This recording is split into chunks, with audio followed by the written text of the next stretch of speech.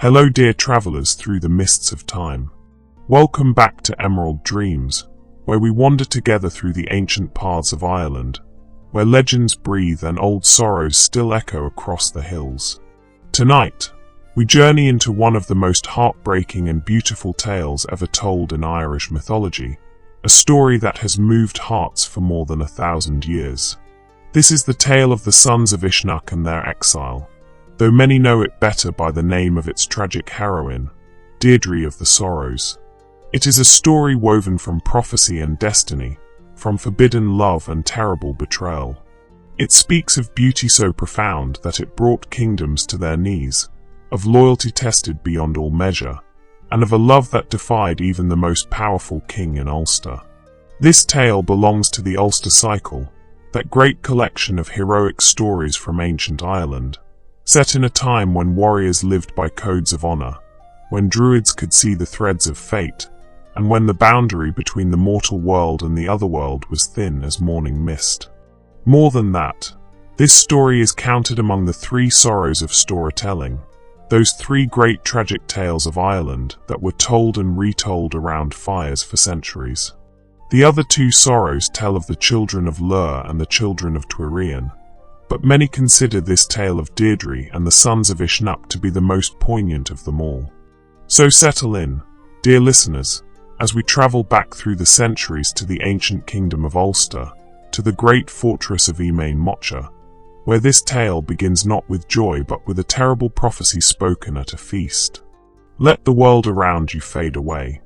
Let the gentle rhythm of this telling carry you back to a time of heroes and heartbreak, to a moment when a cry rang out from an unborn child, and the fate of Ulster was forever changed.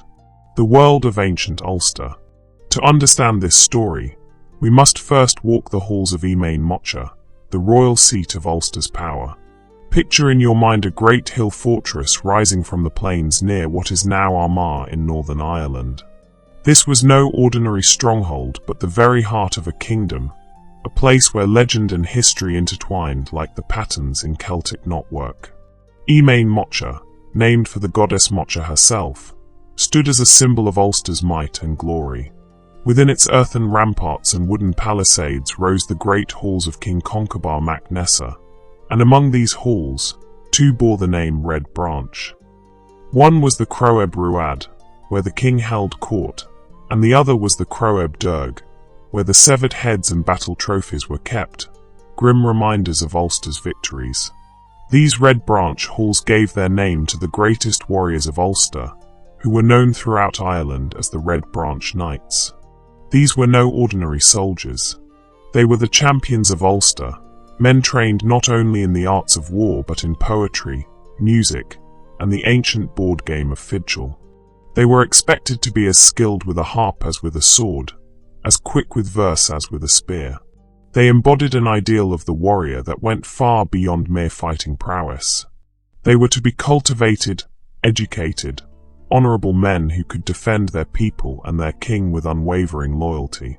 At the head of this kingdom sat Conchobar mac Nessa, a king whose story itself was steeped in cunning and prophecy.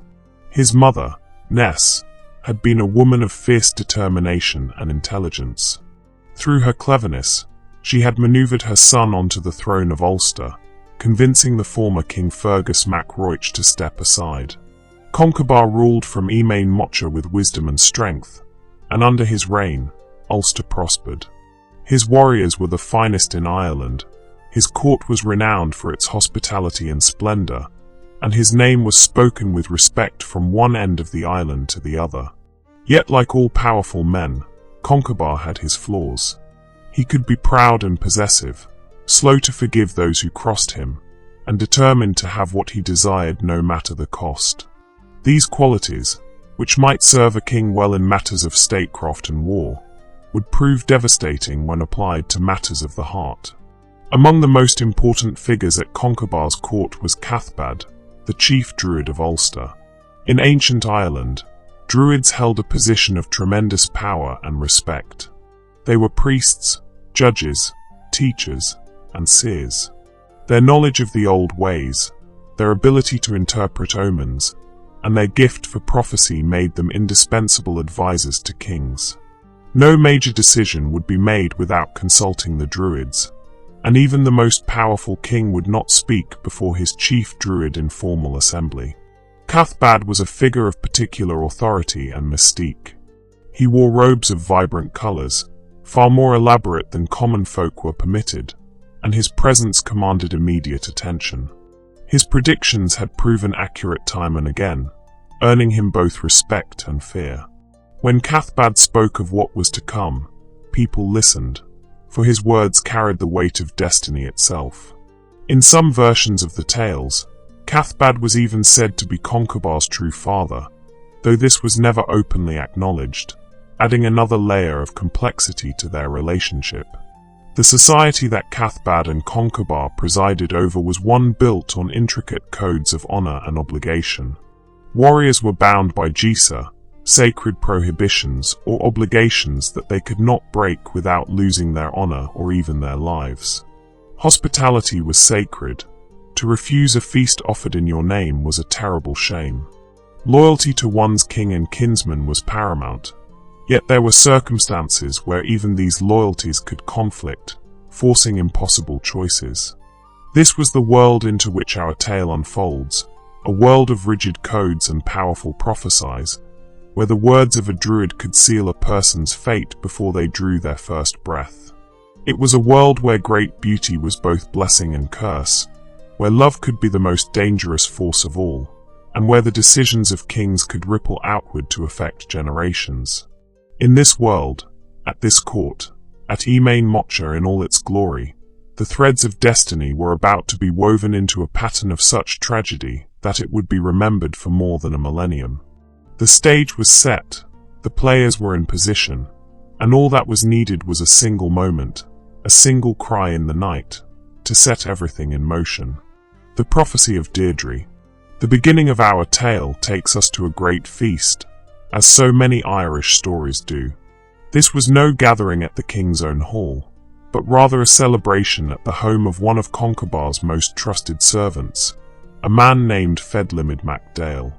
Fedlimid held the honoured position of storyteller to the king, a role of great importance in ancient Ireland where stories were not mere entertainment but the very threads that held history, law, and tradition together.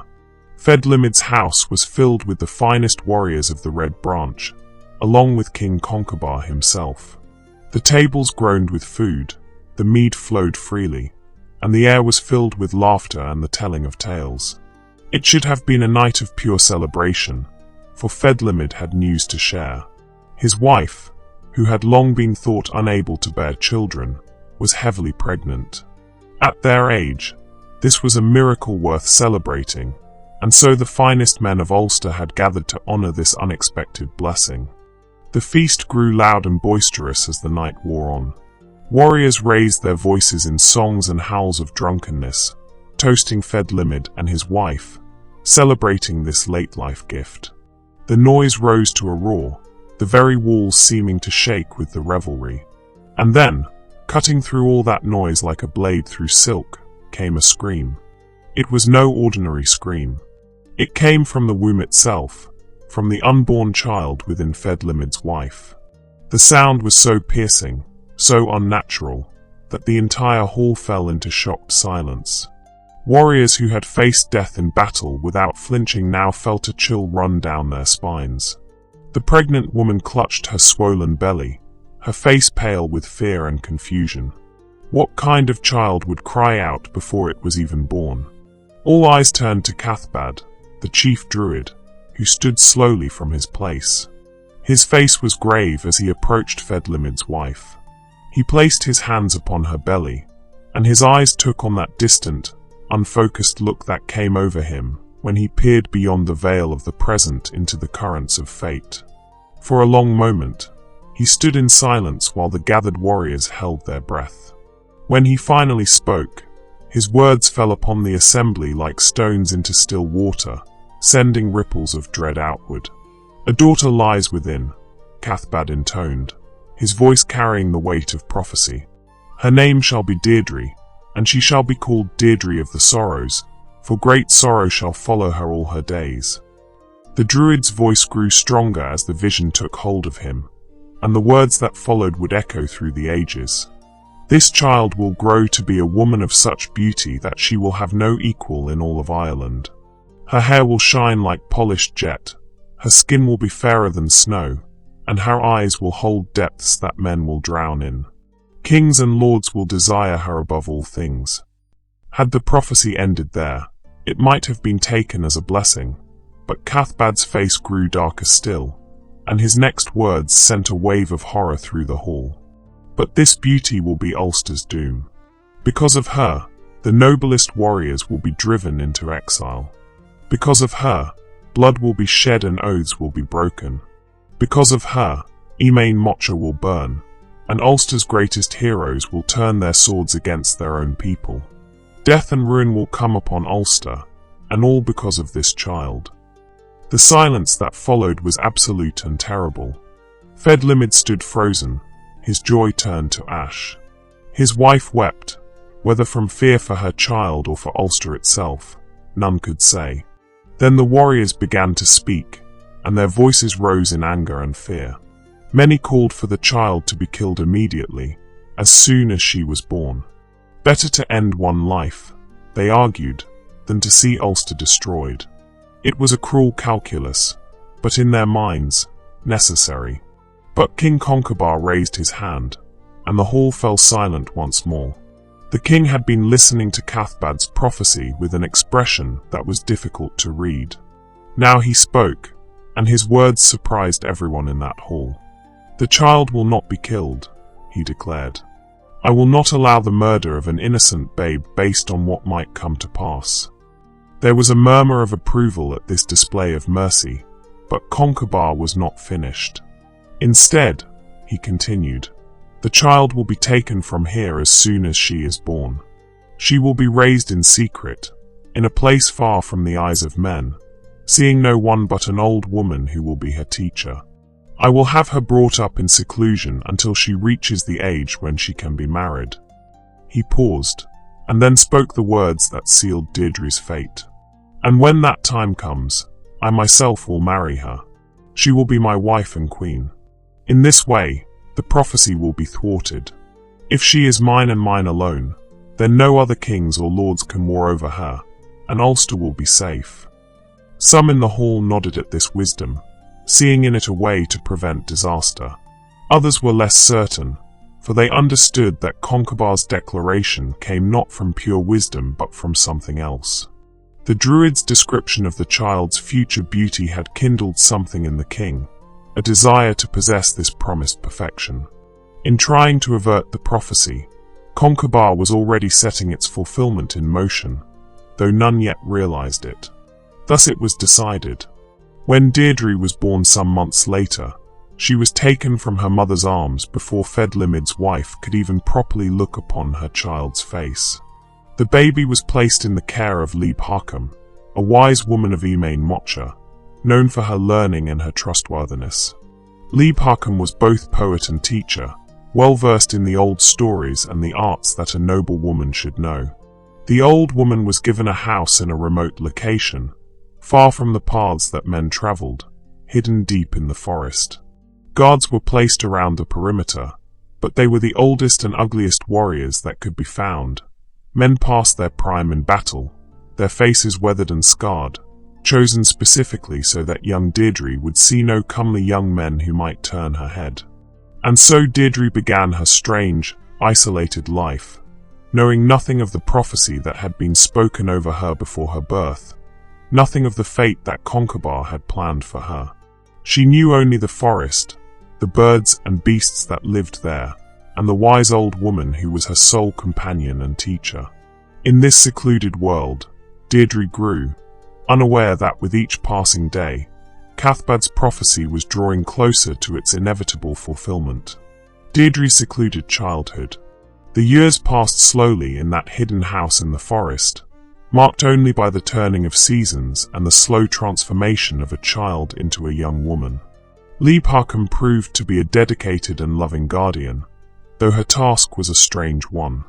She was to raise this girl in complete isolation from the world of men, to educate her in all the arts befitting a queen, yet never let her know the fullness of life beyond their forest sanctuary. Deirdre's world was small but not without its beauties. She knew every tree and stream for miles around their dwelling.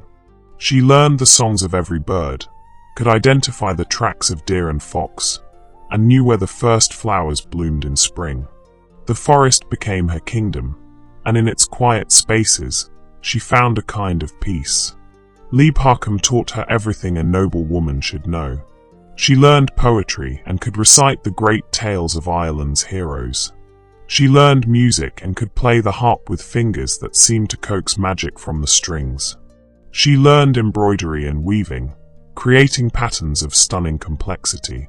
Most importantly, she learned the old stories, the myths and legends that formed the backbone of Irish culture, though Leibhacum was careful never to speak too much of the world beyond their forest home. As Deirdre grew, the prophecy spoke over her before her birth began to manifest. Her beauty was not of an ordinary kind. Her hair grew long and black as a raven's wing, with a luster that seemed to catch and hold light. Her skin was pale as milk, smooth and perfect as fresh snow. Her lips held the color of ripe berries, and her eyes, those eyes that seemed to hold depths beyond her years, could shift from grey to green like storm clouds over the sea. Everything about her seemed touched by something beyond the merely human, as if the gods themselves had taken a hand in her creation. But beauty alone does not make a prophecy. It was Deirdre's spirit that truly set her apart. Despite her isolation, or perhaps because of it, she possessed a wildness, a yearning for freedom that could not be tamed. She was at home climbing trees and running through glades in a way that would have shocked the refined ladies of Conchobar's court. She was curious about everything, asking Leibhacum endless questions about the world beyond their forest, questions that the old woman deflected with increasing difficulty as Deirdre grew older. Leibhacum found herself in an impossible position. She loved this girl she had raised from infancy, loved her as if Deirdre were her own daughter. Yet she knew what fate awaited her. She knew that King Conchobar, who visited occasionally to check on his future bride's progress, was aging while Deirdre bloomed into youth. The thought of giving this vibrant, spirited girl to the stern, calculating king filled Leibhacum with a sorrow she could share with no one. And so the years passed, each one bringing Deirdre closer to the age when she would be deemed ready for marriage, closer to the day when Conchobar would come to claim her. Deirdre herself remained unaware of this future, though she began to sense that there was something Leibhacum was not telling her, some secret that hung in the air between them. Then came the winter day that changed everything, the day when the first threads of the prophecy truly began to weave themselves into the pattern that would destroy Ulster's peace. It was a cold morning, with snow lying thick upon the ground and more falling from a grey sky. Deirdre stood at the window of their house, watching the world beyond. In the yard outside, she could see Leibhacum's servant preparing their meal. He had slaughtered a calf, and its blood ran bright red across the pristine snow, steaming in the cold air. As Deirdre watched, a raven swooped down from the winter sky, black as midnight against the white snow, and landed near the blood. The bird dipped its beak into the crimson pool, drinking. The image arrested Deirdre completely. The three colors together, the black of the raven's feathers, the white of the snow, the red of the blood, created a vision that struck her with the force of prophecy. In that moment, she knew with absolute certainty what her heart desired. Leibhacum, she called, her voice urgent. The old woman came quickly, sensing the change in her charged tone. Leibhacum, I have seen it. I know now the only man I could ever love. The old woman's heart sank. Tell me, child, she said softly, though she feared what she would hear.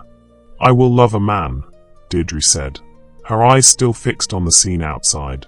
Who has these three colors in him? Hair as black as that raven's wing. Cheeks as red as that blood upon the snow. Skin as white as the snow itself.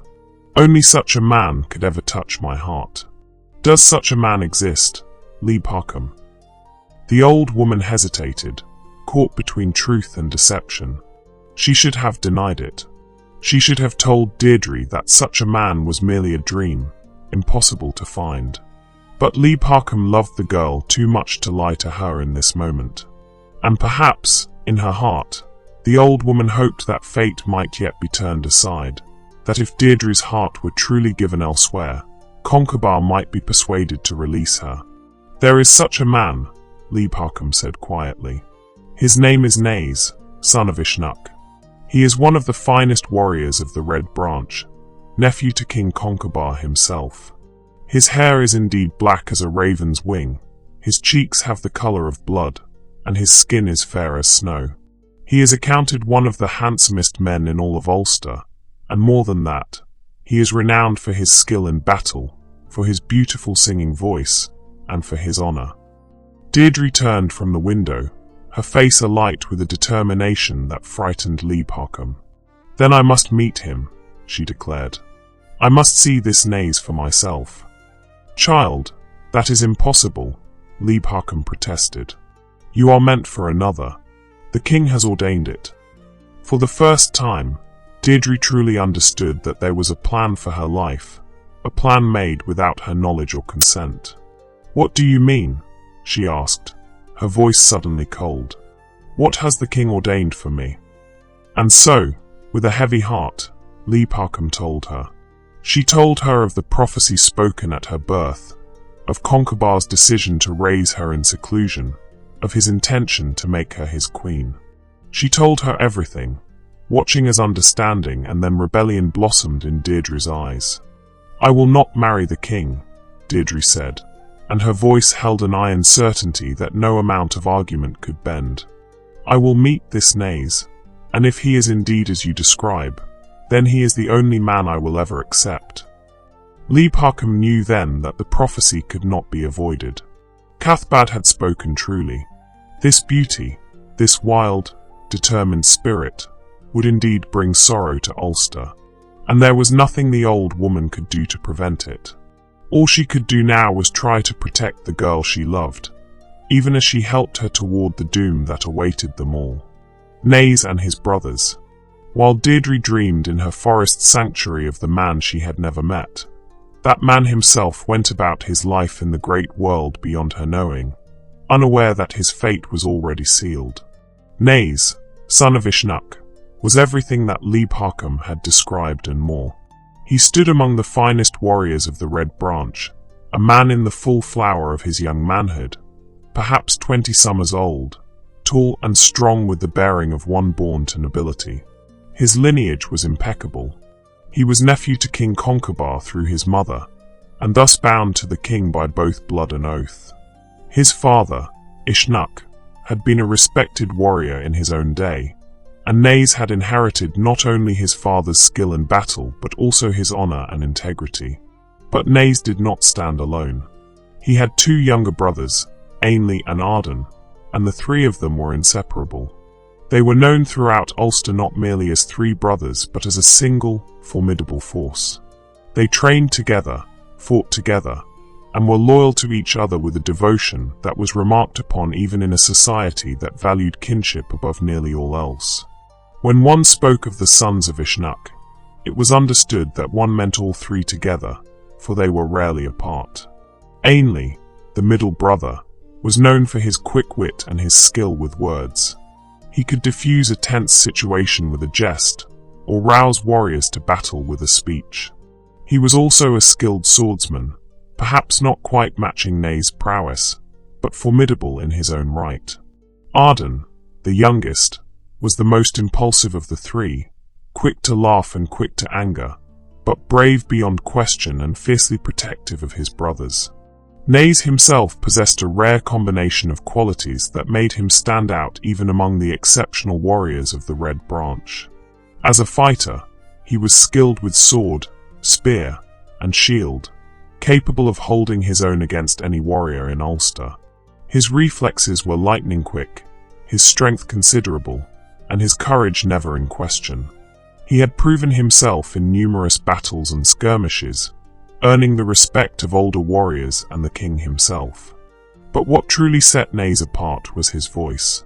He was a singer of extraordinary talent, and when he sang, it was said that the very cattle gave more milk, that birds fell silent to listen, and that the hardest hearts were moved to tears. His voice could be strong as thunder or soft as a whisper, and he used it with a skill that seemed almost magical. In ancient Ireland, where warriors were expected to be skilled in poetry and music as well as combat, Naoise excelled in all these arts. He was also known for his skill at fidchel, the ancient Irish board game similar to chess, and for his ability to tell stories that held listeners enraptured. He embodied the ideal of the Irish hero, a man who was as comfortable composing poetry as wielding a sword, who could be gentle with those who needed gentleness and fierce with those who needed to be fought. The three brothers lived together in a dwelling near Emain Macha, and they were frequent guests at King Conchobar's table. They were well liked among the Red Branch warriors, respected for their skill and admired for their loyalty to each other and to Ulster. They hunted together in the forests, pursued their training together in the practice yards, and often went off on adventures together, seeking out challenges to prove their worth. Naoise, as the eldest, was particularly close to King Conchobar. The king seemed to regard him with special favour, perhaps seeing in him an echo of what Conchobar himself had been in his youth. Naoise was often called upon to perform at feasts, to sing the old songs or to tell the ancient stories. He accepted these honours with grace, never growing proud or arrogant despite the attention he received. What Naoise did not know was how thoroughly his fate had already been decided. He did not know that hidden in a forest dwelling, a young woman was even now determined to meet him, drawn by a vision and a prophecy. He did not know that his king, whom he served with complete loyalty, had already laid plans that would collide catastrophically with Deirdre's determination. Naoise went about his life with the confidence of a man who believed his future was secure. He was a valued warrior of Ulster, nephew to the king, bound by oaths of loyalty and blood. He had his brothers, his honour, and his place in the world. He had, in short, everything a young warrior could want. What he did not have was any warning of what was coming, any sense that his entire life was about to be turned upside down by a chance meeting in a forest glade. The sons of Usnach were content in their service to Ulster, proud of their position among the Red Branch, secure in their bonds of brotherhood.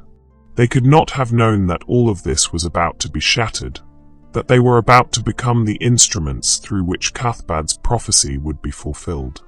They could not have known that soon they would face an impossible choice between love and loyalty, between honour and heart, a choice that would lead them into exile and ultimately to their doom. The stage was set. Deirdre had learned of Naoise's existence and was determined to meet him. Naoise went about his life unknowing, and between them lay a gulf that Deirdre would now set about crossing, consequences be damned. The prophecy was moving toward its fulfillment, and nothing could stop it now. The meeting and the elopement. Deirdre was not a woman to be denied once she had set her heart on something, and she had set her heart firmly on meeting Naoise, son of Usnach. Leibhacum, seeing that there was no dissuading her, found herself in a terrible position.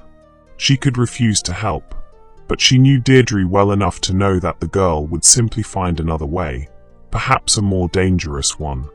And so, with a heart full of foreboding, the old woman agreed to arrange a meeting.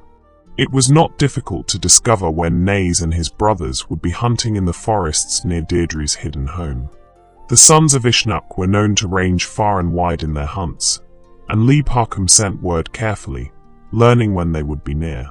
Then, with great reluctance, she told Deirdre where and when she might encounter them. Deirdre prepared herself carefully for this meeting.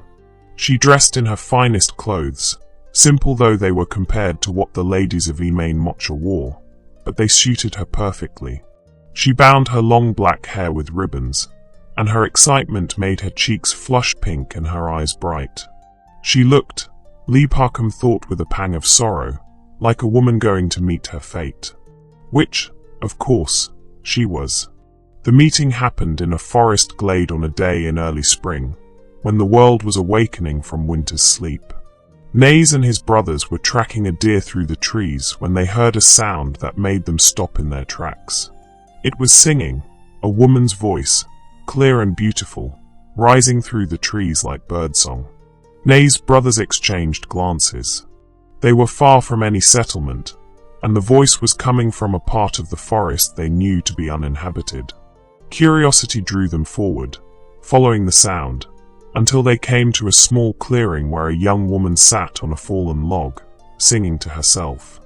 When Naoise saw her, he felt as though he had been struck by lightning. She was the most beautiful woman he had ever seen, surpassing every description he had ever heard of legendary beauties. Her black hair caught the sunlight filtering through the trees, her pale skin seemed to glow, and when she looked up and their eyes met, Naoise felt his breath catch in his throat. For her part, Deirdre saw exactly the man from her vision. His hair was indeed black as a raven's wing, his cheeks coloured with the flush of the hunt, his skin fair. He was tall and strong and handsome beyond her imaginings. But more than his appearance, there was something in his bearing, in the way he looked at her with such open surprise and admiration, that told her she had been right. This was the man she was meant to love. "You are Naoise, son of Usnach," she said, and it was not a question. "I am," he replied, finding his voice though his heart was pounding. "But who are you, lady? I know of no one who dwells in these forests." "I am Deirdre," she said simply, "and I have been waiting for you." Naoise's brothers, Ainley and Arden, had been hanging back, but now they came forward, equally amazed by this beautiful stranger. Yet even as they approached, a terrible realization was dawning on Naoise. He knew the name Deirdre. Every warrior of the Red Branch knew that name. This was the child of the prophecy, the one being raised in seclusion to be King Conchobar's bride. This was the woman whose beauty was supposed to bring sorrow to Ulster. "You should not be here," Naoise said, though every fibre of his being wanted to stay in her presence. "If you are who I think you are, then this meeting is forbidden. You are promised to the king." "I promised nothing," Deirdre said fiercely. "I was raised in a cage like a bird, told nothing of my fate until recently. But I will not accept it. I have seen you in my heart before I ever saw you with my eyes, Naoise. You are the man I choose. Come away with me. Leave this place, leave Ulster if we must, but do not leave me to be given to a man I cannot love." Naoise felt as though he were being torn in two. Everything he had been raised to believe, every oath he had sworn, every bond of loyalty he possessed, told him to refuse her, to take her back to Emain Macha, to let King Conchobar have what he had been promised. But looking into her eyes, hearing her voice, he felt his resolve crumbling. She was not just beautiful, she was radiant, alive, everything good and free and wild in the world. And she was offering him her heart. "I cannot," he said, but his voice was weak. "My loyalty is to the king. To take you would be the deepest betrayal." "Then I place a gaze upon you," Deirdre said, and her voice took on a strange power. In ancient Ireland, a gaze was a sacred obligation, and to refuse one, especially when placed by a woman upon a warrior, was to court dishonor and misfortune. "I lay upon you the obligation to take me from this place, to protect me, and to accept the love I offer you. If you refuse this gaze, Naoise son of Usnach, then shame will follow you all your days." Naoise stood frozen, caught between duty and desire, between loyalty and love. His brothers looked at him, waiting for his decision. They would follow whatever path he chose, that much was certain. If he decided to take Deirdre, they would come with him, sharing in whatever fate awaited them. If he refused her, they would support that decision too, though they could see the anguish in his face. And in that moment, looking at this extraordinary woman who had appeared in his life like a gift and a curse combined, Naoise made his choice. "Then I will accept your gaze," he said, his voice steady though his heart raced. "I will take you from this place. But know that this choice may cost us everything. We will have to flee Ulster, flee the king's wrath. We will be hunted, exiled, perhaps killed for this. Then we will flee together, Deirdre said, and whatever comes, we will face it together. Ainley and Arden stepped forward then. If our brother goes into exile, then we go with him, Ainley declared. We are the sons of Usnach. We stand together or not at all. The king will consider this treason, Arden added, but our loyalty to our brother comes first. We will help you, Naoise, whatever you decide. And so the decision was made.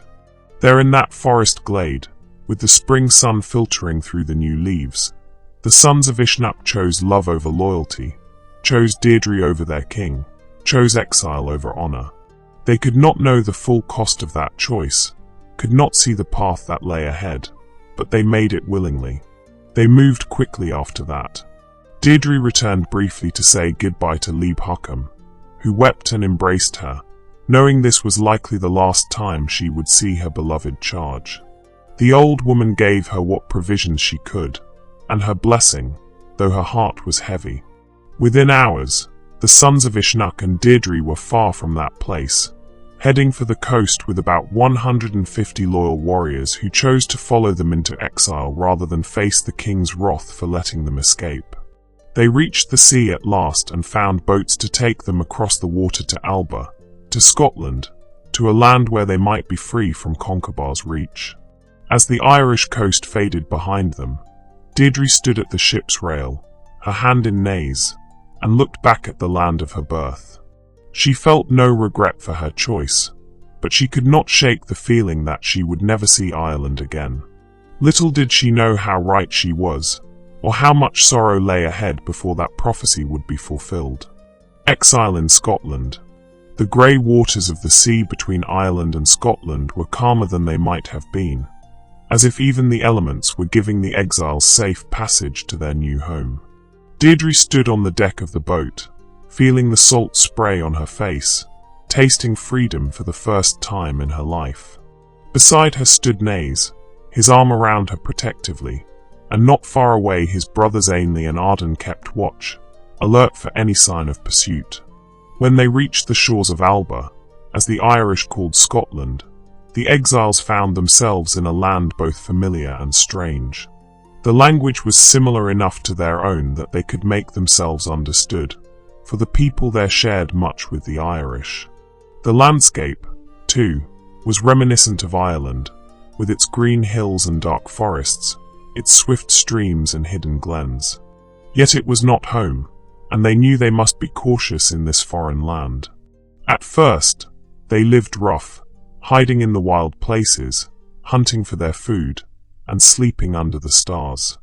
They moved from place to place, never staying long in one location, always wary of being discovered and reported to whatever authorities might send word back to Ireland. But gradually, as days turned to weeks and no pursuit appeared, they began to relax and to build a life for themselves. They settled finally on the shores of Loch Etive, a long finger of water that cut deep into the Scottish Highlands. It was a place of stark beauty, surrounded by mountains that rose dramatically from the water's edge, their peaks often lost in mist. Here, in this remote place, they built themselves simple dwellings and began to establish some semblance of a normal life. For Deirdre, these were the happiest days she had ever known. She was with the man she loved, no longer confined to a single house and its small surroundings, free to wander where she would. She learned to fish in the loch, to track deer in the forests, to live off the land in ways that Lieb Huckham had never taught her. She and Naoise were properly married according to the old customs, and she became his wife in truth, no longer just the woman who had placed a guise upon him. Naoise and his brothers proved as skilled in the wilds of Scotland as they had been in the training yards of Ulster. They hunted with great success, and their small band of loyal followers never went hungry. More than that, they found a kind of peace in their exile. Away from the demands of courtly life, from the constant need to prove themselves in battle or in competition with other warriors, they could simply live. They played fiddle by firelight, sang songs of Ireland, told the old stories, and created new memories together. But peace in a foreign land is always precarious, especially when that land has its own kings and lords. Word of their presence eventually reached the King of Scotland, who heard tales of 3 extraordinary warriors and a woman of legendary beauty living by Loch Etive. The king was curious and sent messengers to invite the 3 brothers into his service. Warriors of proven skill were always valuable, and the King of Scotland was no fool. He could use such men. Naoise and his brothers, needing the security and resources that service to a king could provide, accepted the invitation. They became warriors in the Scottish king's household, fighting his battles and earning his trust. They were careful, however, to keep Deirdre hidden away, visiting her when they could but never bringing her to the king's court. They had learned from bitter experience what happened when powerful men heard of her beauty. But secrets have a way of getting out, especially when they concern a woman so extraordinarily beautiful that even glimpses of her become stories told and retold. The Scottish king's curiosity was aroused by the care with which the sons of Usnach protected someone in their household. He sent a spy, a trusted servant, to investigate and report back on what he found. The spy managed to catch a glimpse of Deirdre one morning as she walked near their dwelling, and he returned to the king with his eyes wide with amazement. "My lord," he reported, "the tales do not exaggerate. This woman is the most beautiful I have ever seen, more beautiful than any lady in your court, more beautiful than seems possible for a mortal woman. She is worthy to be queen to the greatest king in the world." The King of Scotland, hearing this, felt desire kindle in his heart. He had the power and the right to take what he wanted in his own land. He sent word to the sons of Usnach demanding that they surrender Deirdre to him. She would become his queen, he decreed, and they should consider it an honor to give her up to such a position. But the sons of Usnach had not fled one king only to give Deirdre up to another. They refused, politely but firmly, explaining that Deirdre was Naoise's wife and that they would not give her up. The Scottish king, angered by this refusal, began to plot how he might take her by force. He sent the 3 brothers on increasingly dangerous missions, hoping they would be killed in battle, leaving Deirdre unprotected. But the sons of Usnach proved too skilled to be easily eliminated. They survived every challenge, defeated every enemy set against them, and returned triumphant each time. The king tried sending assassins to kill them in the night, but the brothers were alert and fought off these attacks as well. Finally, realizing that he could not easily overcome the 3 warriors while they stood together, the Scottish king mustered his full forces to attack them. But Deirdre, ever watchful, ever alert to danger, learned of the plan before it could be executed. She came to Naoise with urgent warning. "We must leave this place," she told him. "Tonight. The king means to kill you and take me. I have heard his men planning. If we do not flee now, it will be too late." And so, once again, the sons of Usnach and Deirdre fled into the night, leaving behind the relative comfort and security they had established. They made their way to a remote island off the Scottish coast, a place so isolated that they hoped no one would find them there. It was a harsh existence on that island, with little shelter from the elements and limited resources, but it was safe. For a time, the years of their exile became a pattern of brief periods of peace interrupted by sudden flights. Whenever they settled somewhere, whenever they began to feel secure, word of Deirdre's beauty would spread, and some local lord or king would decide that he must have her for himself. Each time, the sons of Usnach would have to fight or flee, always protecting Deirdre, always remaining loyal to each other. Through it all, Deirdre and Naoise's love only deepened. They faced every hardship together, supported each other through danger and uncertainty. His brothers, Ainley and Arden, remained steadfast as well, never once suggesting that their troubles might be eased if they simply abandoned Deirdre. They had made their choice, and they lived by it. Yet even as they built this life of exile together, even as they found moments of happiness and peace, there was always an undercurrent of sorrow.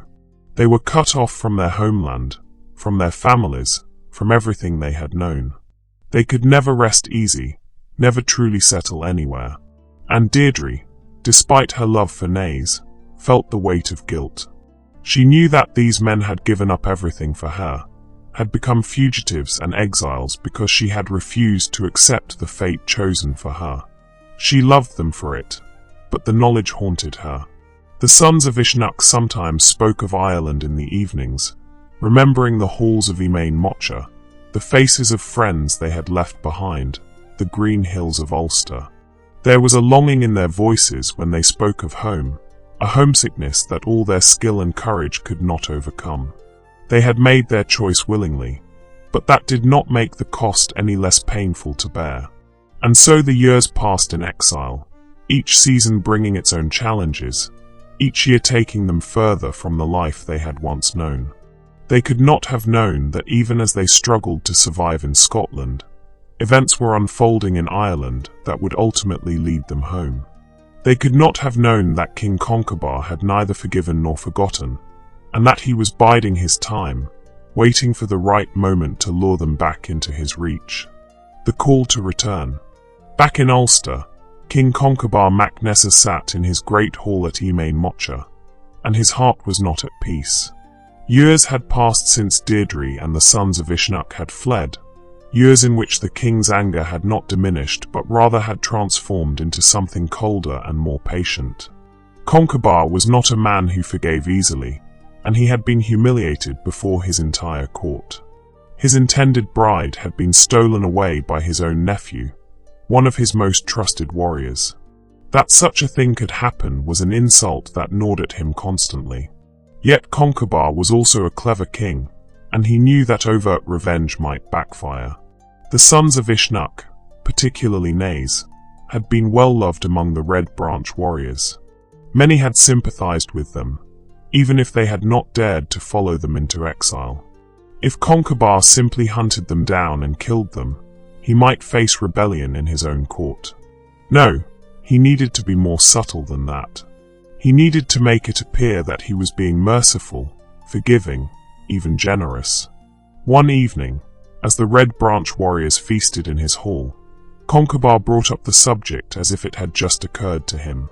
"It is a sad thing," he said to the assembled warriors, his voice carrying the weight of false sorrow, "that 3 of Ulster's finest warriors should live in exile, far from their homeland, far from their people. The sons of Usnach were among our best. Without them, Ulster is diminished." The warriors nodded agreement, for many had thought the same thing. Fergus mac Róich, who had once been king himself before Conchobar, spoke up. "It is indeed a sad thing, my lord. Naoise and his brothers should be here, fighting for Ulster, not hiding in Scotland. They were driven away by circumstances beyond their control." Conchobar nodded thoughtfully, as if considering this. "Perhaps," he said slowly, "enough time has passed. Perhaps old wounds might be healed. What if we were to invite them home, offer them forgiveness and safe passage? Would that not be the act of a merciful king?" There was immediate interest around the hall. Many warriors spoke in favor of this idea, saying that the sons of Usnach had suffered enough, that they should be allowed to return to Ulster with honor. Conchobar appeared to listen to these arguments, though in truth he had already made his decision. He had been waiting for exactly this response, had been cultivating it carefully over the years. "Very well," Conchobar announced. "We shall send an embassy to Scotland to find the sons of Usnach and invite them home. We shall offer them safe conduct and forgiveness. But the messenger must be someone they trust, someone whose word they will believe. Who should we send?" After much discussion, Fergus mac Róich was chosen. Fergus was known throughout Ulster for his honor and his trustworthiness. He had been foster father to Naoise, had trained him in the arts of war, and had a genuine fondness for all 3 of the brothers. If anyone could convince the sons of Usnach that Conchobar's offer was genuine, it would be Fergus. Fergus accepted the mission gladly, for he truly believed that Conchobar meant to forgive the exiles. He saw no guile in the king's words, no hint of treachery. He would later curse himself for this blindness, but in that moment, he was simply happy that the sons of Usnach might finally come home. Fergus prepared for his journey, taking with him his 2 sons, Ilan the Fair and Bin the Ruthless Red, both fine warriors in their own right. They set sail for Scotland with a message of peace and reconciliation, believing they were doing a great service to all involved. The journey across the sea was uneventful, and Fergus's small party made landfall on the Scottish coast. From there, they began the search for the sons of Usnach, following rumours and asking careful questions. It took time, for the exiles had learned to keep themselves hidden, but eventually Fergus's persistence paid off. He learned that they were living on a remote island, and he made his way there. When Fergus reached the shore nearest to the island, he gave a great shout, letting his voice carry across the water. It was a distinctive cry, one that he had taught Naoise years ago when the boy was training under his care. A call of friendship and recognition. On the island, Naoise and Deirdre were playing Fidchel, that ancient board game of strategy and skill. They had learned to find peace in such simple activities, to create moments of normalcy in their exile. When the first shout came across the water, Naoise's head jerked up. "That is the cry of an Irishman," he said, his heart suddenly pounding. Deirdre, ever cautious, shook her head. "No, surely not. It is only a man of Scotland. Return to the game." But when the second shout came, louder and clearer, Naoise stood up. "That is the cry of an Ulster man," he insisted. "I know it." "You are mistaken," Deirdre said, though fear was beginning to creep into her voice. "Come, sit down." Then came the third shout, and this time there was no mistaking it. Naoise's face lit up with recognition. "That is the voice of Fergus mac Róich," he exclaimed. "My old teacher has come from Ulster." Deirdre felt her blood turn cold. All night she had been troubled by dreams, dark visions that had left her shaken. In her dreams, she had seen 3 birds flying from Ireland to Scotland, each carrying 3 drops of honey in their beaks. But when the birds landed, the honey in their beaks had turned to blood. She knew what it meant. The message from Ireland, sweet as honey in appearance, would bring nothing but blood and death. "Naoise," she said urgently, gripping his arm, "do not answer that call. I beg you. I have had dreams, terrible dreams. This is a trap. Conchobar has sent Fergus to lure us back so that he can take his revenge. If you return to Ireland, you will die." But Naoise was already calling for his brothers, his face alight with hope and joy. The sound of his old teacher's voice had awakened in him a fierce longing for home, a homesickness that had been suppressed for years but never truly gone. Ainley and Arden came running, and when they learned that Fergus was there, they too felt their hearts lift. "We must go to him," Naoise insisted. "Fergus would never betray us. If he has come with a message, we must at least hear what he has to say." "No," Deirdre pleaded, tears now streaming down her face. "I know what this is. The prophecy is coming to pass. If you return to Ulster, you will be killed. Stay here, stay with me, stay safe." But the brothers would not be deterred.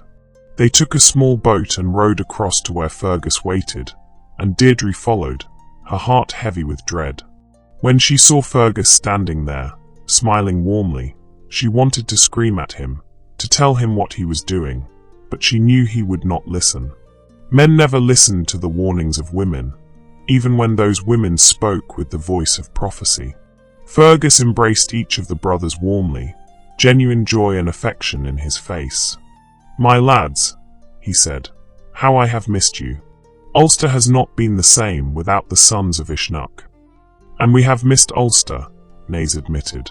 "But why have you come, Fergus? Surely not just to visit us in our exile." "I come with a message from King Conchobar," Fergus said, and his voice was full of hope. "The king has decreed that enough time has passed. He forgives you for your flight with Deirdre. He invites you to return home to Ulster with full honours, to take your place once again among the Red Branch warriors. I am to be your guarantor of safe passage. My own honor is pledged that no harm will come to you." The three brothers looked at each other, scarcely daring to believe what they were hearing. To go home, to see Emain Macha again, to walk the halls where they had been raised, to fight for Ulster once more. It was everything they had longed for in their exile. But Deirdre stepped forward, her face pale. "This is deception," she said. "Conchobar has not forgiven. He is luring us back to take his revenge. Fergus, I know you believe what you are saying, but you have been deceived. If we return to Ulster, we will die." Fergus looked troubled by her words, but he shook his head. "Lady, I understand your fear, but I give you my word, my solemn oath, that I will protect you. While you are under my protection, no harm will come to any of you. Conchobar has changed. He has seen the wisdom of mercy. You have my word." And that was the terrible thing about Fergus. He was a good man, an honorable man, and he truly believed what he was saying. He could not conceive that Conchobar would use him in such a way, would play upon his honor and turn it into a weapon. And because the sons of Usnach trusted Fergus, believed in his honor as deeply as he believed in it himself, they allowed themselves to be convinced. "We will return," Naoise decided, and his brothers nodded agreement. "We will trust in your word, Fergus, and in the honor of the king." Deirdre closed her eyes in despair. She had tried. She had warned them. But they would not listen. The prophecy was unstoppable now, moving toward its terrible conclusion like a boulder rolling down a hill, gaining momentum with every passing moment. They would return to Ireland, and they would die, and there was nothing she could do to prevent it. As they prepared to depart, as they gathered their few possessions and made ready to leave the island that had been their refuge, Deirdre looked back at the Scottish coast one last time. In her heart, she composed a lament, a farewell to the land that had sheltered them, however imperfectly, for these years. "Alba," she whispered, "beautiful Alba with your mountains and your glens. Here I knew love. Here I knew freedom. Here I was happy, however briefly. And now I leave you, never to return. Remember me, Alba. Remember the woman who found joy in your wild places, and remember the men who protected her with their lives."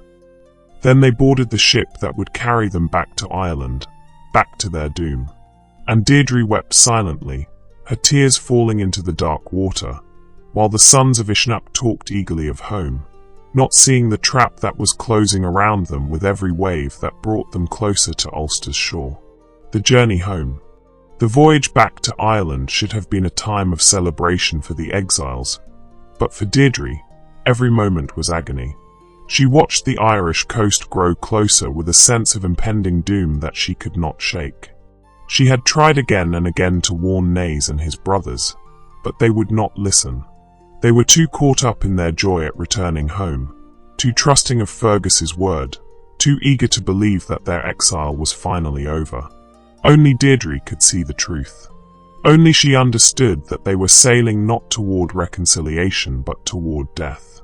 Her prophetic sense, that gift or curse that seemed to run in women of her line, showed her glimpses of what was to come. She saw blood on the stones of Emain Macha. She saw Naoise and his brothers cut down by treachery. She saw herself a captive once more, this time with no hope of escape. But knowing what was coming and being able to prevent it were two very different things.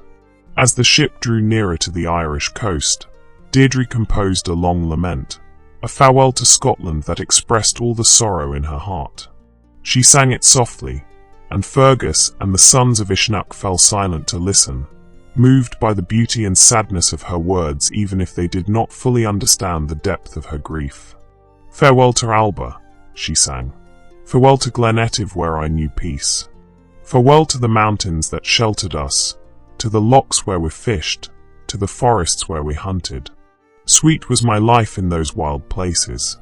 Happy were the days I spent with Naoise by my side, free from the chains of kings and prophecies. I leave behind the simple hut where we made our home, the fire where we warmed ourselves on cold nights, the bed where we lay together in love. I leave behind the deer that we stalked through the glens, the salmon that we caught in the streams, the birds whose songs woke us each morning. Now we return to Ireland, though my heart tells me we should not. We return to Emain Macha, though I know what awaits us there. We return because the men I love are blind to danger, deaf to warning, too trusting in honor and too hopeful for home. And I must follow them, for where else would I go? My fate is bound to theirs, for good or ill, until death parts us.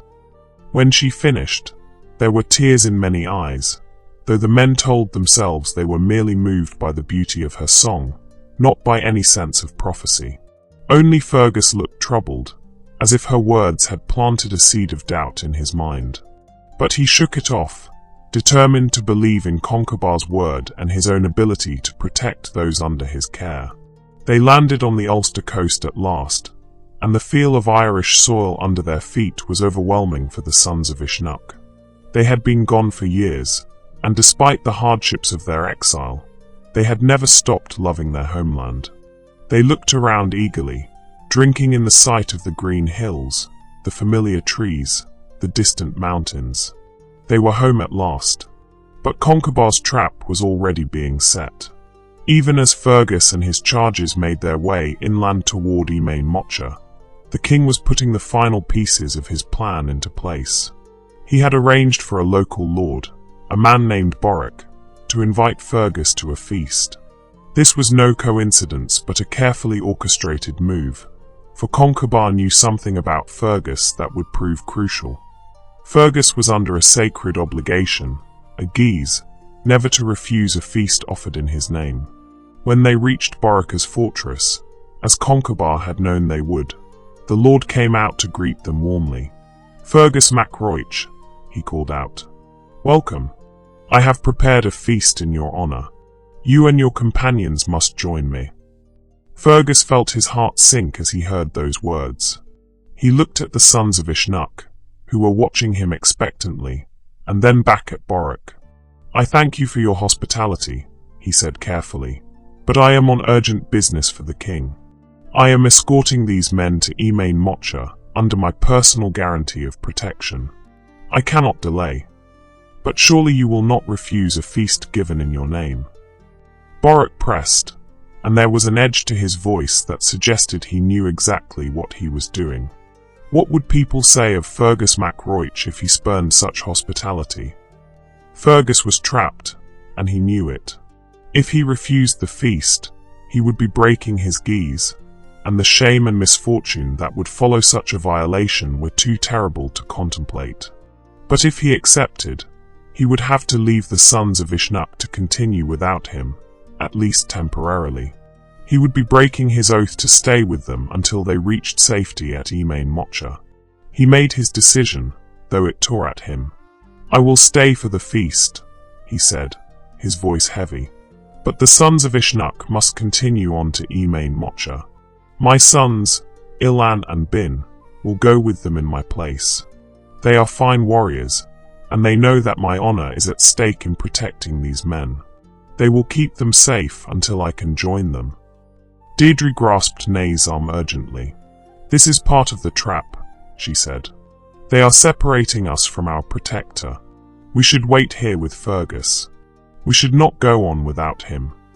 But Naoise shook his head. "We cannot shame Fergus by making him break his guise. And his sons are skilled warriors. With them to protect us, we will be safe enough. Come, Deirdre. Let us complete this journey. Soon we will be at Emain Macha, and this will all be behind us." So Fergus stayed behind at Róich's fortress, bound by his guise to remain until the feast was complete, while the sons of Usnach continued on their way toward Emain Macha with only Ilan and Bin to protect them. As they departed, Fergus felt a growing unease, a sense that something was terribly wrong. But he had made his choice, and there was no going back now. As the group traveled onward, Deirdre's sense of foreboding grew stronger with each mile. She had more visions, more dreams that came to her even while she was awake. She saw the three brothers lying dead, saw Ilan the Fair with his head severed from his body, saw everything that was to come with terrible clarity. She tried again to warn them, tried to convince them to turn aside to some safe place and wait for Fergus to complete his feast and catch up with them. But the brothers would not hear of it.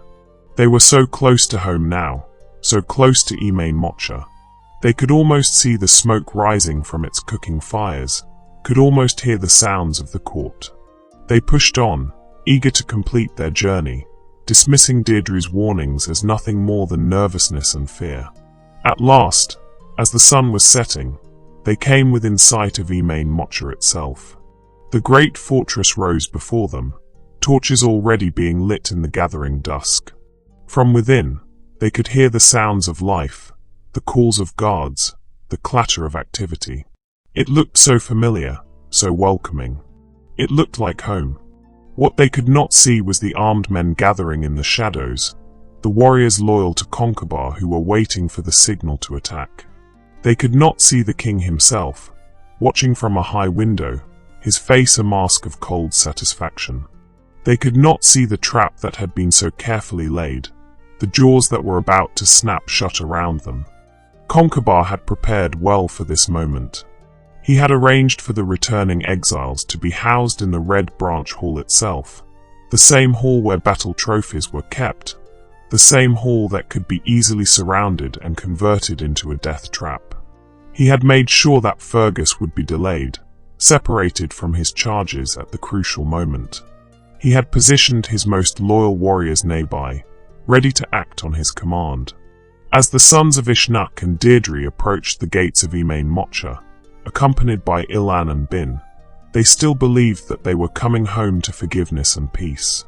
They still trusted in the honor of their king and the protection of Fergus's oath. They still did not understand that honor and oaths meant nothing to a king consumed by wounded pride and long-nursed vengeance. The gates opened to receive them, and they walked in, walking willingly into the trap that had been prepared for them. Behind them, unknown to them all, those gates were silently closed and barred. There would be no escape now. The prophecy was about to reach its terrible conclusion. The betrayal. The sons of Usnach and Deirdre were escorted to the Red Branch Hall with every appearance of courtesy. Servants brought them food and drink, expressed delight at their return, asked about their years in Scotland. Everything seemed normal, hospitable, welcoming. But Deirdre's sense of dread only intensified. She could feel the wrongness in the air, could sense the danger gathering around them like a storm about to break. King Conchobar did not come to greet them immediately, which was explained away as the king being occupied with other matters. He sent word that he would see them in the morning, that they should rest and refresh themselves after their long journey. It all seemed reasonable enough, but Deirdre was not fooled. As the evening wore on, Conchobar called for Róich, Deirdre's old teacher and guardian. The old woman had remained at Emain Macha after Deirdre's flight, living under the king's sufferance though he had never quite trusted her. Now he summoned her with a specific purpose. "Go to the Red Branch Hall," Conchobar commanded. "See Deirdre and report back to me. Tell me if she is still as beautiful as she was, or if the hard years of exile have diminished her." Róich went as commanded, but her heart was heavy with fear and sorrow. She had heard what was being planned, had overheard whispers among the warriors, and she knew that the king meant murder. When she entered the Red Branch Hall and saw Deirdre again after all these years, saw the young woman she had raised and loved, Róich embraced her and wept. "You should not have come back," she whispered. "Oh, my dear child, you should have stayed in Scotland." "I tried to warn them," Deirdre said softly. "They would not listen." Róich looked at Naoise and his brothers, and at Ilan and Bin who stood guard, and she saw good men about to die because of a king's pride. She made a decision then, a choice to try to save them even if it meant lying to her king. She returned to Conchobar and reported, "The years have not been kind to Deirdre, my lord. Her beauty has faded. The hardships of exile, the rough life in Scotland, have aged her before her time. She is thin and weathered, her skin no longer fair, her hair lacking its former luster. "She is not worth your continued anger." Conchobar looked at the old woman with narrowed eyes. He suspected she was lying, but he needed to be certain.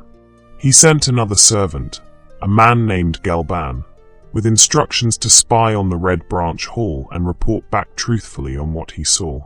Gelban crept to the hall and found a window through which he could peer inside. What he saw took his breath away. Deirdre sat near the fire, and even by firelight, even travel-worn as she was, her beauty was breathtaking. She was even more beautiful than the legends had claimed, more beautiful than Gelban had imagined possible. He stood transfixed, staring, until Naoise noticed him. Moving with the speed of a trained warrior, Naoise snatched up a golden chess piece from the fidgel board and hurled it at the window. It struck Gelban in the eye with such force that the man fell back with a cry of pain. But he had seen enough. Clutching his injured eye, he stumbled back to Conchobar to report. "She is as beautiful as ever," Gelban told the king, blood streaming from between his fingers. "More beautiful, even. She is the most perfect woman I have ever seen." That was all Conchobar needed to hear. His face hardened into a mask of cold rage. He had been patient for years, but now his patience was at an end. He summoned his warriors and gave his orders. The sons of Usnach were to be killed. Deirdre was to be taken alive and brought to him.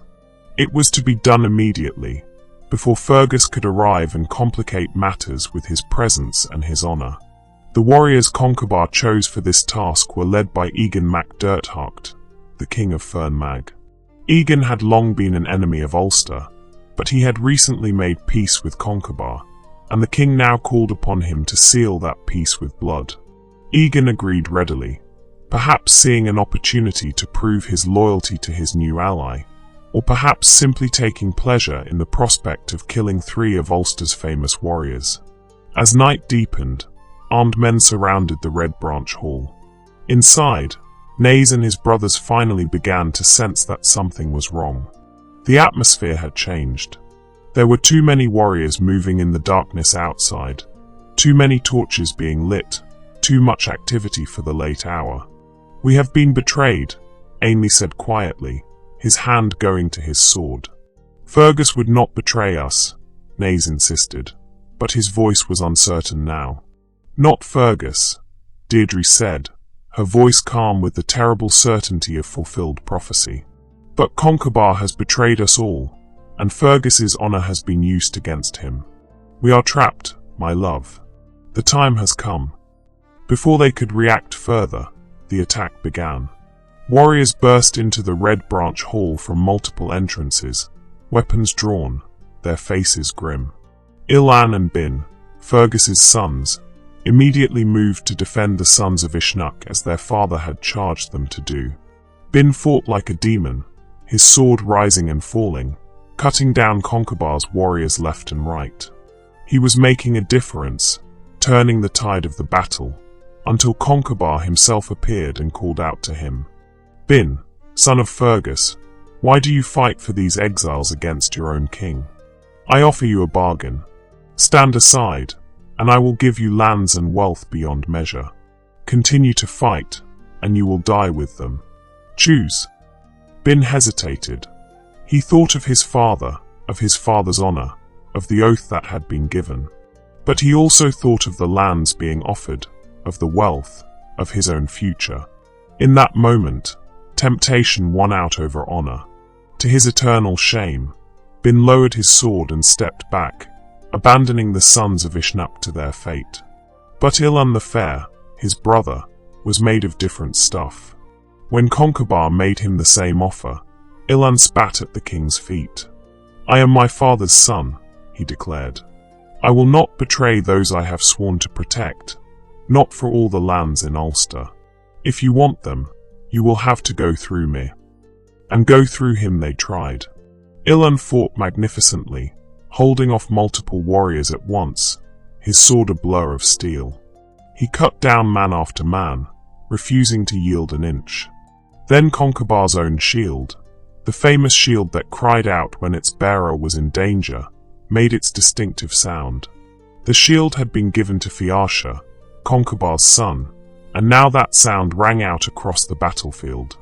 Hearing that cry, Conall Cernach, one of the greatest warriors of the Red Branch, came running. He thought his king was in danger. When he saw Ilan fighting against Conchobar's warriors, he assumed the young man was an enemy. He threw his spear, Culglas, and it struck Ilan through the chest. As Ilan fell, mortally wounded, he gasped out, "I was protecting the sons of Usnach, sworn to guard them, by my father's honor." Understanding dawned on Conall's face, followed by horror at what he had done. In rage and grief at his mistake, Conall turned and killed Fiasha, Conchobar's son, in revenge for being deceived. With Ilan down and Bin having betrayed them, the sons of Usnach now faced the full force of Conchobar's warriors alone. They fought back to back, the three brothers moving as one, their swords dancing in the firelight. They were magnificent in their final battle, warriors worthy of every song that would later be sung about them. But they were outnumbered and surrounded. One by one, Conchobar's warriors fell before their blades, but there were always more to take their place.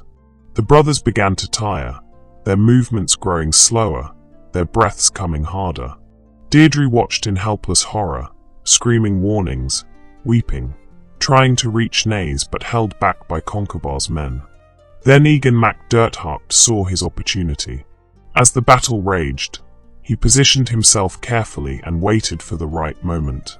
When Naoise's back was turned, when he was engaged with another warrior, Emain struck. He thrust his spear forward with all his strength, and it took Naoise in the spine, driving through his body with terrible force. Naoise's cry of pain and shock rang out above the sounds of battle.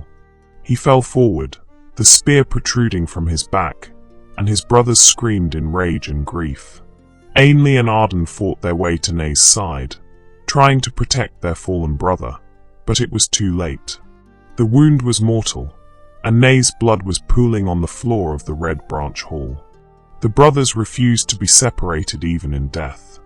When it became clear that Naoise could not be saved, that he was dying, Ainley and Arden fought on with renewed fury, not trying to escape but seeking an honorable death alongside the brother they loved. One account says that Naoise, with his dying breath, gave his sword to Emain, the sword that had come from Emain Macha, the ancient sea god. With that magical blade, Emain struck a blow that felled all three brothers together, ending their lives in a single stroke so that they would not be parted even in the moment of death. When it was over, when the sons of Usnach lay dead on the floor of the Red Branch Hall, there was a moment of terrible silence. The surviving warriors stood panting, bloody, many of them wounded, staring at what they had done. They had just killed three of Ulster's greatest heroes, three of the finest warriors the Red Branch had ever produced. The magnitude of that act began to sink in, and many felt sick at heart, knowing they had been part of something shameful. Deirdre broke free from the men holding her and ran to Naoise's body. She threw herself down beside him, cradling his head in her lap, keening with a grief so profound that it shook those who heard it. She sang a long lament over the bodies of the three brothers, a song of love and loss that would be remembered and repeated for generations after. And King Conchobar Mac Nessa stood watching, his face showing satisfaction at last. He had his revenge. The men who had defied him, who had taken what he considered his by right, were dead. And Deirdre, beautiful Deirdre, was now his at last, with no one to protect her and no hope of escape. But his satisfaction would be short-lived. Even as the last echoes of Deirdre's lament faded, riders were approaching Emain Macha. Fergus Mac Róich had finally been released from his geese and was racing to fulfill his oath of protection. When he arrived and saw what had been done, when he learned that his own son Ilan was dead and the sons of Usnach had been murdered while under his protection, his rage was terrible to behold. Fergus's honor had been destroyed. His oath had been broken, though not by his own choice. He had been used, manipulated, made a fool of. That he could never forgive. He drew his sword and declared war on King Conchobar, swearing that Ulster would pay in blood for this betrayal. Aftermath and consequences. The aftermath of that terrible night would reshape the kingdom of Ulster and set in motion events that would echo through the generations. Fergus mac Róich, standing over the body of his beloved foster son Naoise and his own son Ilan, made a vow that shook the very walls of Emain Macha. Conchobar mac Nessa, he thundered, his voice carrying to every corner of the fortress. You have betrayed everything that Ulster stands for. You have used my honor as a weapon against those I swore to protect. You have murdered 3 of the finest warriors this land has ever seen, and you have killed my own son in the process. For this, I curse you. For this, I renounce my allegiance to you. For this, Ulster will burn. And Fergus kept his word. That very night, he set fire to Emain Macha itself. The flames rose high into the darkness, consuming the buildings, destroying the halls that had stood for generations. He and his followers fell upon the maidens of Ulster, slaughtering them in revenge, adding atrocity to atrocity in his rage and grief. The destruction he wrought was terrible, a holocaust that shocked all who witnessed it. But Fergus was not alone in his fury. Many of Ulster's greatest warriors were horrified by what Conchobar had done. They saw in the murder of the sons of Usnach a violation of every code they held sacred. Conchobar had lured men back under a promise of safe conduct and then murdered them. He had used the sacred bonds of hospitality and honor as tools of treachery. This was not the action of a just king but of a tyrant. Among those who sided with Fergus were some of the most renowned warriors of the Red Branch. Cormac Condominium Longers, Conchobar's own son, chose to stand with his foster father Fergus against his biological father, so disgusted was he by Conchobar's actions. Dubthach Doel Tenga, another great warrior, also joined the rebels. These were men who had given their lives in service to Ulster, but they could not serve a king who acted with such dishonor. The druid Cathbad, who had prophesied Deirdre's fate so many years ago, now pronounced a terrible curse upon Emain Macha and King Conchobar. He declared that neither Conchobar nor any of his descendants would ever rule from Emain Macha again, that the great fortress would fall into ruin, and that Conchobar's line would end in tragedy. It was a prophecy that would prove all too accurate. After they had reaped as much destruction as they could, Fergus and his followers fled Ulster. They made their way west to Connaught, to the court of Queen Maeve and her husband Emain Macha. Maeve welcomed them eagerly, for she was Conchobar's enemy and Ulster's greatest rival. To have Fergus mac Róich, the former king of Ulster himself, along with so many of Ulster's finest warriors, was a gift beyond her wildest hopes.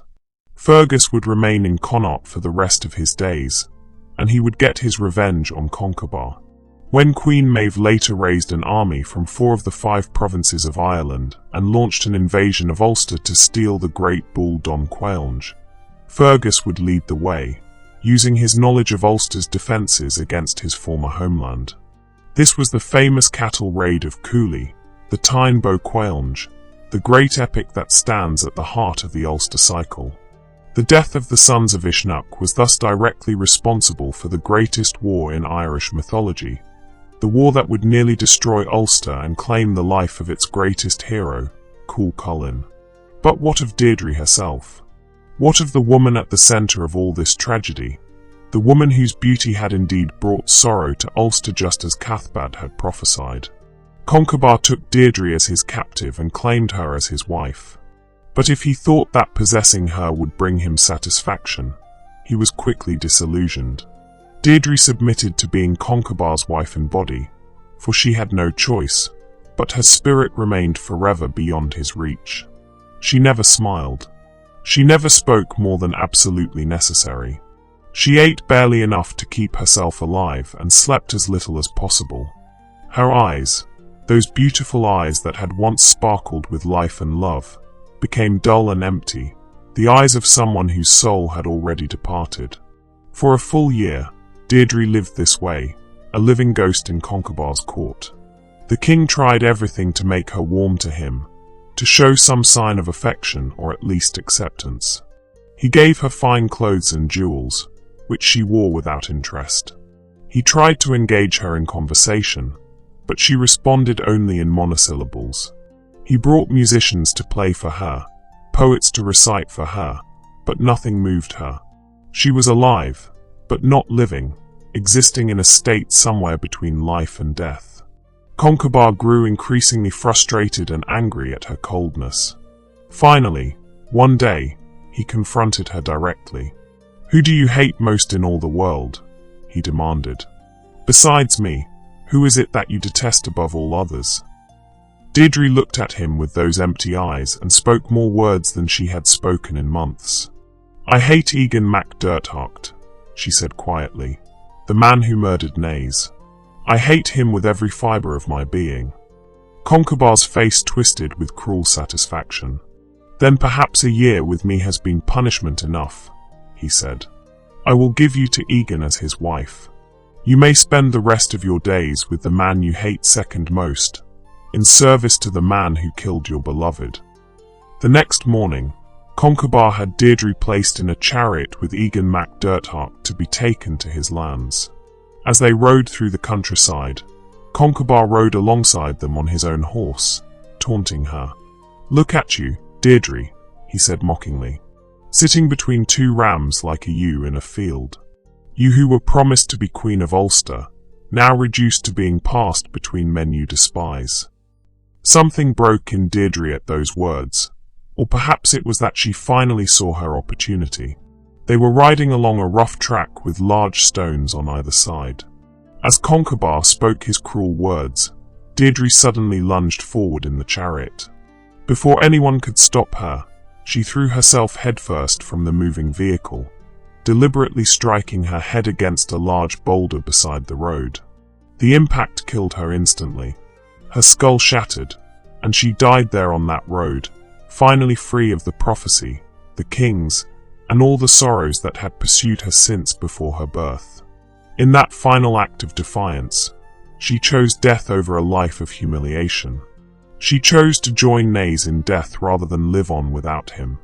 Some versions of the story say that Deirdre and Naoise were buried side by side, and that yew trees grew from their graves, intertwining above the earth as the lovers had been intertwined in life. Others say that when Conchobar heard of Deirdre's death, he felt a moment of something like remorse, but it passed quickly, and he never admitted that his actions had been wrong. Ulster was left devastated. The greatest warriors of the Red Branch were either dead, like the sons of Usnach and Ilan the Fair, or had gone into exile, like Fergus and Cormac. Emain Macha, that great centre of power and culture, lay partially in ruins from Fergus's revenge.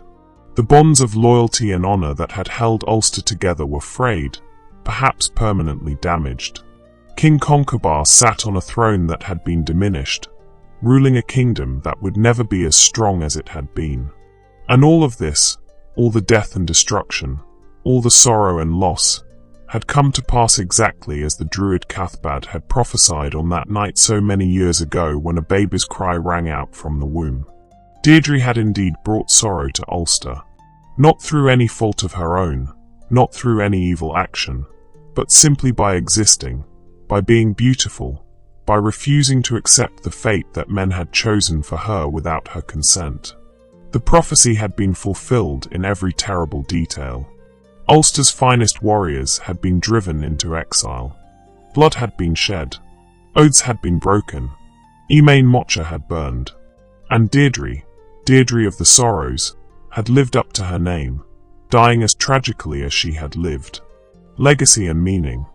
The story of Deirdre and the sons of Usnach did not end with their deaths. Instead, it became one of the most enduring and beloved tales of Irish mythology, told and retold across the centuries, adapted and reinterpreted by countless storytellers, poets, and writers. It became one of the three sorrows of storytelling, ranked alongside the tales of the children of Lur and the children of Twirian, as the most tragic stories that Ireland ever produced. The tale's importance to the Ulster Cycle cannot be overstated. It serves as a crucial prelude to the greatest epic of that cycle, the Tyne Bo Cuailnge, the cattle raid of Cooley. Without understanding the death of the sons of Usnach, one cannot fully appreciate why Fergus mac Róich and so many of Ulster's greatest warriors are fighting on the side of Connaught in that great war. The betrayal at Emain Macha explains why Ulster is so weakened, why the kingdom is vulnerable to invasion, why even Conchobar's own son fights against him. The story also illuminates fundamental aspects of ancient Irish society and values. It explores the terrible conflicts that could arise when different obligations came into conflict. The sons of Usnach were torn between their loyalty to their king and their love for Deirdre, between honour and heart. Fergus was caught between his geese never to refuse hospitality and his oath to protect the exiles. These were not abstract moral dilemmas but real conflicts that people in ancient Ireland would have understood all too well. The tale raises profound questions about fate and free will. Was the tragedy inevitable from the moment Cathbad made his prophecy? Could any of the characters have made different choices that would have averted the catastrophe? Or was the prophecy self-fulfilling, becoming true precisely because people acted to try to prevent it? Conchobar's decision to raise Deirdre in seclusion, meant to avert disaster, instead created the conditions that led to her meeting Naoise. The king's attempt to control fate only ensured its fulfillment. The story also speaks powerfully about the position of women in ancient Irish society. Deirdre had no say in the plans made for her life.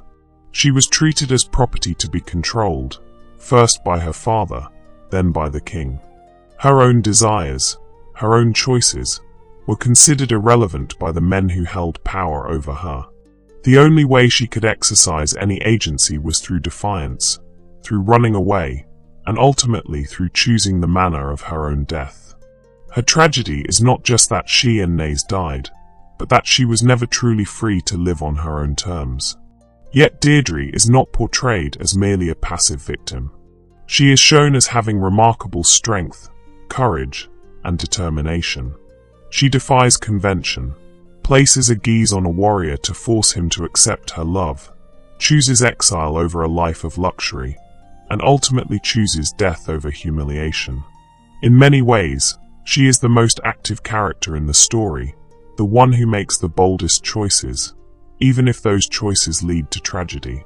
The story survived through the centuries in both oral and written traditions. The earliest written version we have dates to around the 8th or 9th century, preserved in manuscripts like the Book of Leinster from about 1160 CE. This version, known as Longes mac en Wylen, the exile of the sons of Wisliu, is stark and tragic, focusing on the bare bones of the story without much embellishment. Later versions, particularly from the 15th century onward, expanded the tale, adding more romantic elements, more dialogue, more emphasis on Deirdre's love for Naoise. These later versions are sometimes more poetic but perhaps less powerful than the earlier, starker tellings. The story was revised and combined with the tales of the children of Twirian and the children of Lur into the collection known as the Three Sorrows of Storytelling. The tale proved remarkably adaptable and survived not just in Ireland but also in Scotland, where the lover's time in exile gave the story special resonance. Place names around Loch Etive and elsewhere in the Scottish Highlands still reference Deirdre and the sons of Usnach, suggesting that the story was told and retold there for centuries. As late as the 20th century, versions of the story were still being passed down in Scottish oral tradition, a testament to its enduring power. The Celtic revival of the late 19th and early 20th centuries saw renewed interest in Irish mythology, and the story of Deirdre became particularly popular. Writers and poets were drawn to its themes of doomed love, tragic beauty, and resistance to oppression. In a time when Ireland was struggling for independence from British rule, the story of a woman who refused to be controlled by a king took on new political meanings. William Butler Yeats, one of Ireland's greatest poets, wrote a play based on the story called Deirdre in 1906. He saw in the tale a way to explore themes of sacrifice, beauty, and the tragic nature of human existence. His version emphasized the dignity and strength of Deirdre, presenting her as a figure of nobility rather than merely a victim of circumstance. John Millington Synge, another major figure of the Irish literary revival, wrote Deirdre of the Sorrows in 1910, though he died before completing it. His version is perhaps more sympathetic to all the characters, showing how each is trapped by circumstances and obligations beyond their control. Synge's Deirdre is strong-willed and passionate, a woman who knows her fate but chooses love anyway, fully aware of the cost. Other writers and artists continued to find inspiration in the tale throughout the 20th century. James Stephens wrote a novel version in 1923. Morgan Llewellyn wrote On Raven's Wing in 1990, reimagining the story for modern readers. The tale has been adapted into operas, into music, into visual art, each generation finding new meanings in this ancient tragedy. What is it about this story that has made it endure for more than 1,000 years? Perhaps it is the universality of its themes. The conflict between love and duty, between individual desire and social obligation, between personal freedom and institutional power. These are tensions that every society must grapple with. The tragedy of young love destroyed by the jealousy and pride of those in power resonates across cultures and across time. There is also something deeply moving about the loyalty of the sons of Usnach to each other and to Deirdre. In a world that often seems to value self-interest above all else, their willingness to sacrifice everything for love and brotherhood stands as a powerful example. They knew the risks of their choices, particularly after years in exile, yet they chose to stay together, to honor their bonds even unto death. The story also speaks to our sense of the tragic nature of existence itself. Sometimes, no matter how noble or how brave people are, no matter how deeply they love or how honorably they act, circumstances conspire against them. Prophecies come true despite all efforts to prevent them. Good people die while those who betray them survive. This is not fair or just, but it feels true to the complexity and often the cruelty of real life. And perhaps most powerfully, the story of Deirdre speaks to anyone who has ever felt trapped by expectations they did not choose, anyone who has yearned for freedom to live life on their own terms, anyone who has been willing to sacrifice everything for love. Her cry across the centuries remains relevant. I choose this love, this life, even if it leads to sorrow. I choose to be free, even if that freedom is brief. I choose to die with dignity rather than live without it. In the end, the story of the sons of Usnach and their exile is a tale about the price of beauty, the cost of love, the weight of prophecy, and the terrible consequences when pride and power override honor and compassion. It reminds us that the choices we make, individually and as a society, can echo down through generations, that betrayal of trust can destroy kingdoms, and that sometimes the most powerless people in a society are also the bravest. The tale stands as a monument to those who choose love over safety, freedom over comfort, death over Dishna. It honors the memory of Naoise, Ainley, and Arden, who gave up everything for love and loyalty. And it ensures that Deirdre of the Sorrows, will never be forgotten, that her beauty, her strength, her tragedy will be remembered as long as stories are told in Ireland and beyond. Dear listeners, as we come to the end of this long and sorrowful tale, I hope it has moved you as it has moved countless generations before us. This is why we tell these old stories, why we keep them alive through the centuries. They speak to something deep within us, something that transcends time and culture, touching on fundamental truths about the human experience. The next time you visit Ireland or Scotland, if you find yourself near Lough Etive or in the countryside around what was once Emain Macha, take a moment to remember this tale. Remember the lovers who sought freedom in those wild places. Remember the brothers who stood together unto death. Remember the old woman Leibhacum who loved a child not her own and tried to protect her. Remember even Fergus whose honor was turned against him and who paid for it with a lifetime of exile and regret.